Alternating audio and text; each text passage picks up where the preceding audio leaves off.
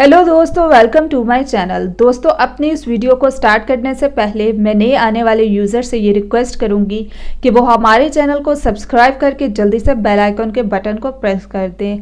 आज के इस वीडियो में मैं आप लोगों के लिए एक बहुत ही आसान और घरेलू टोटका लेकर आई हूँ, जिसको यूज़ करने से आप लोगों को बहुत होगा फ़ायदा। दोस्तों, आज का ये मेरा टोटका स्पेशली उन लोगों के लिए है जिनके चेहरे पर बहुत ज़्यादा छाइयाँ और ब्लैक हेड्स हो जाते हैं और वो बहुत ही ज़्यादा बेचारे परेशान होते हैं कि अब हम इसका क्या करें।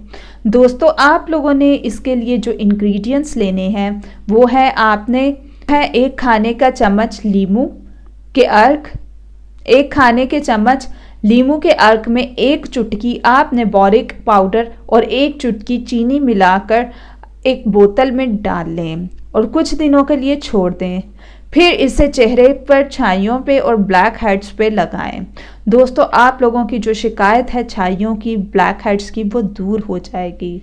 दोस्तों, ये टिप ज़रूर यूज़ करें और इसका बहुत ही ज़्यादा इफ़ेक्ट होगा आप लोगों को। सो ये थे आज के हमारे बेनिफिट्स और टिप्स। सो मज़ीद वीडियोज़ के लिए हमारे चैनल को सब्सक्राइब करके जल्दी से बेल आइकन के बटन को प्रेस कर दें।